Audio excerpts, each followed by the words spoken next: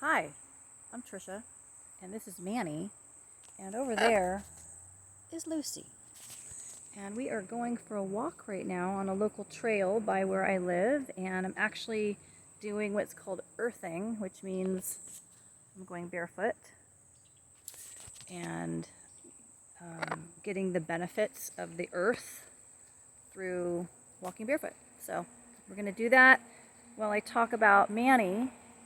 I've had Manny for 25 and a half years or so, and I take her with me out and about all the time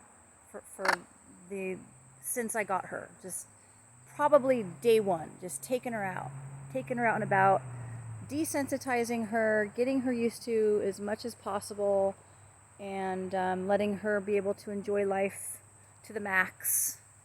And so my dog, she walks pretty slow now, but she loves to be out. So when I walk with, barefoot, it definitely makes me walk slower. And then Lucy, we can walk together also a little bit easier, because normally I walk like super far out ahead of her and I'm like, oh yeah, there she is, and I have to go back. I thought I would take the time to tell you about Manny, because all the years that I take her out, she's like a celebrity. People will follow me in their car, they'll yell out questions, kids will run up, swim up, bike up, just however to come check out Manny, which makes sense because a lot of people, they have never seen a live parrot like this out in the world. So I don't mind teaching people about her. So I thought, why don't I spend some time and talk about Manny? So today is August 2nd, 2022. And on August 4th is my birthday. And then on August 6th is Manny's hatch day. So she will be turning 26 years old on August 6th. And it'll be the age that I was when I got her. So people want to ask all sorts of questions, and so one of the things is, talking about how long they can live. And so I say about a human, and then I say older than a human, possibly, and then I say that humans can live longer too. So then I say I'm gonna live to 126 and a half, and then Manny's gonna get over 100, and then we're just gonna fly off together. So that's just the fun answer, just because it's, we don't know how it's gonna go, but we hope that we both live really super long and have lots of fun together, our whole lives together. Yes, she can fly. Her flight feathers are trimmed though, so she can't fly up and away. She can go straight though, and get some distance going straight and then landing. So I will take her sometimes to a grass area that's pretty open and wide, and I'll fling her out and make her fly little distances low to the ground, so that she can stretch out her wings and get some cardio, and to get her some exercise and stuff like that. Yes, she can bite. She does have a beak. She's very gentle though. She's very shy. She loves being talked to, and she has really good personal boundaries. And so I tell people, don't stick your hand in her face. She doesn't like it. And so she'll jab at someone when they start kind of coming in a little too close. She'll kind of jab at them like this to say, you're getting a little close. But it doesn't mean she's being aggressive or anything. She's just letting them know, like that she has good boundaries. And I'm okay with it. It keeps her safe. She's been held, I don't know how many times over the years by little kids, like 3, 4, 5, 6, 7-year-olds. That's in her, over the years, that's been her most favorite age to allow them to hold her, like on their hand. And then in the last year or two, she's kind of let me know that she really doesn't want to do that too much anymore. She did the other day, though, just fine. She'll step right up. And I've noticed she's more okay now with what I call the grown-ups, the older people, the bigger people. I call them the big people and the little people. And she seems like more okay with the big people coming over to her and wanting to hold her and talk to her and that sort of thing.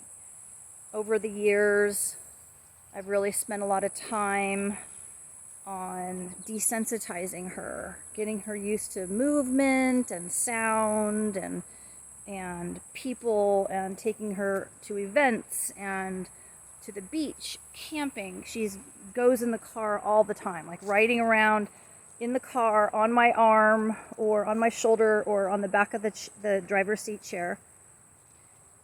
And she occasionally will want to go into the back to try to get in the back with Lucy, who's in the very back where the dogs go. But I remind her that these are your options and that's it. So she's pretty good, though. Yeah. She does talk. She says and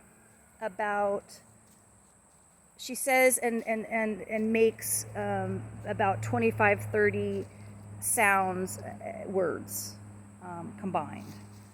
And one of her favorite things to say is "want some," and that happens like, if I'm eating something or if she sees somebody eating something, she feels way brave to talk when there's food involved.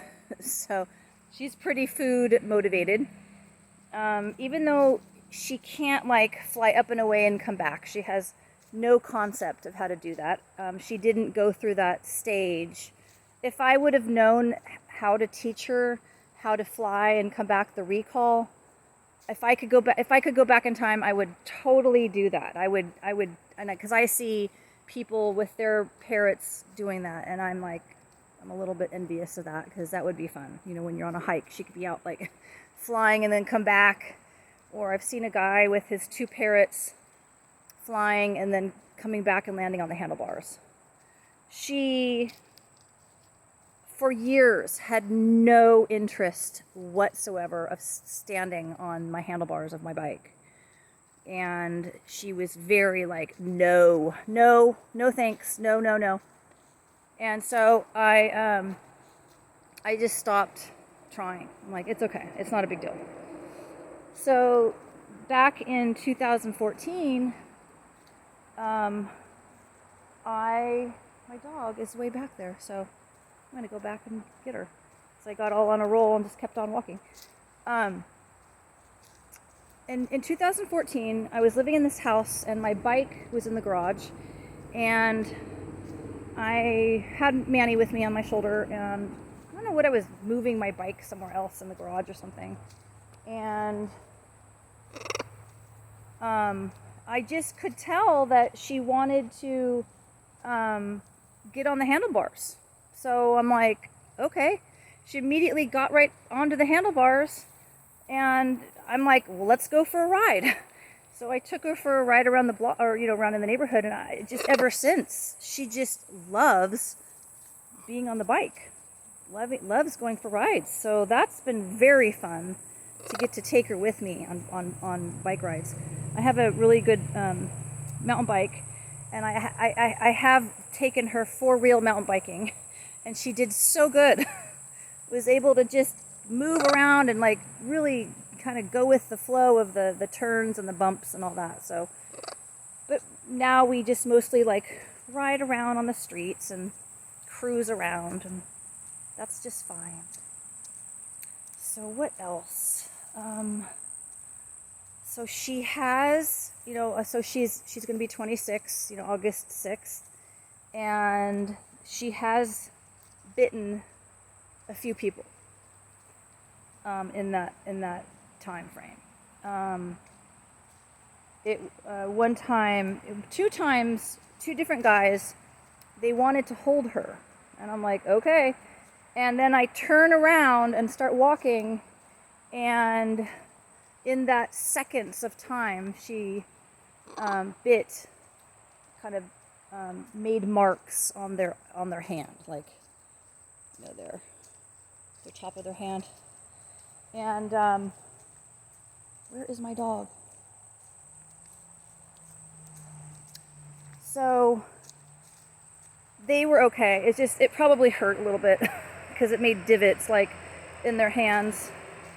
And then a friend of mine came over to the house. We were going to go for a walk with our dogs, and Manny is coming with us. And I sat down on the grass. There's Lucy. Yay. Okay. I sat down on the grass to put my shoes on, and I told my friend, I put Manny on the grass, and I said, don't let her get to you. So I started watching Manny kind of walk towards her, and I said, don't let her get to you. And she just stood there, and she had her hand like down by her side.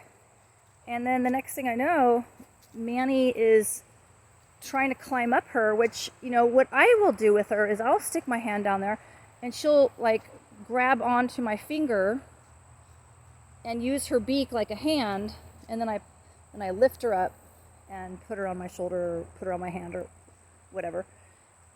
So I don't know if like Manny was kind of trying to do that. There she is! Yay! Okay, that's better. So when Manny was lifting up or holding on to this lady's finger, it punctured her skin. And so that was a big bummer, because then I had to take her into the house and help her, clean it up, and it was upsetting, because then now I'm, getting to say, yes, it happened, because the lady didn't listen to me, and when I said, don't let her get to you, meaning don't let her walk all the way to you, move back, move away from her. So she didn't listen, and so it was a little puncture, and it made it bleed, her finger, and so we cleaned it, and then we went on our walk. So, but besides those times, she's a very gentle animal. She's very gentle. She's shy. She's like a little kid. She's like a 1.5-year-old, just full of wonder at all times. She's like my emotional support animal. She's just so solid, so peaceful, pretty much nonstop at all times. And so it's really nice being around that energy. Just you can be however you are, sad, happy, frustrated, angry, whatever, and she's just the same. It doesn't affect her when I'm, out of, my norm, out of my normal range. She just stays solid. Lucy, though, my dog, she'll be like, ugh, and like go and like out of the room or something. She doesn't do that anymore. She's older now. She's 17, so she's kind of blissfully, her hearing is a little less now, and so she's a little bit more, not noticing if I'm like upset or stressed out or something. So what else when we talk about Manny? What else, Manny? Some of the things that you say. She says, hi, pretty girl. Hi, pretty bird. Give me a kiss. Want some water? She barks like a puppy. There was a puppy in the neighborhood one time where I lived, so she picked up the puppy bark. She coughs and sneezes and laughs. She whistles. She goes. She says, a cracker. She says, hi. And she goes, hello. And she does, hello, like kind of like Mrs. Doubtfire. And what's this and what's that? Just very gentle things, just very, gentle things, no swearing or anything like that. The closest to swearing that it's ever been is, when I was first, like learning about the speed of birds, of Manny, her type of bird, that they can get into trouble and, meaning like chew on something or like, whatever pretty quick. You have to be really paying attention to them, just like how you would with a toddler. You would hear the sound of like crunching wood and then go in the room and there's a chunk of wood in her mouth from like the corner of the windowsill or like you realize that, that she knows how to open up her own cage door and then went inside the bathroom and went into, opened the cabinet and was chewing up stuff inside the cabinet. And so, I'd yell out, God, and then, DAMN, IIT. And so there was a little bit of time where she would yell out, God! And so I stopped, doing that as best as I could because I didn't want her to say that whole thing.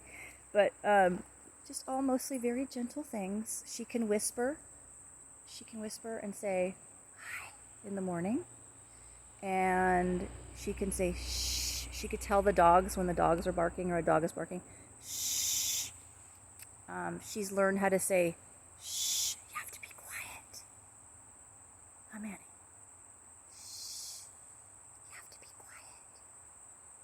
quiet. She was like looking at me when I was doing that. What else? Just little things like that. I can't think of all the things right now that she has said over the years, but one of her favorites is, like I was saying, is want some, because when I was teaching her to talk, I would be eating something and I would say, want some? Want some?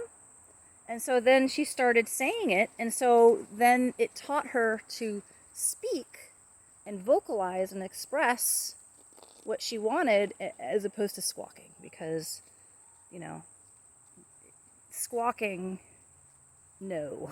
Not fun to hear squawking. So she's pretty quiet, very quiet in the morning, very, very quiet in the morning.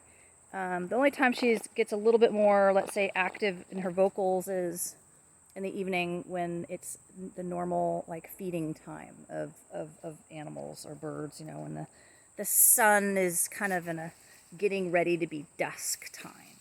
If she hasn't had her dinner yet, she's can be like, hey, somebody come and feed me.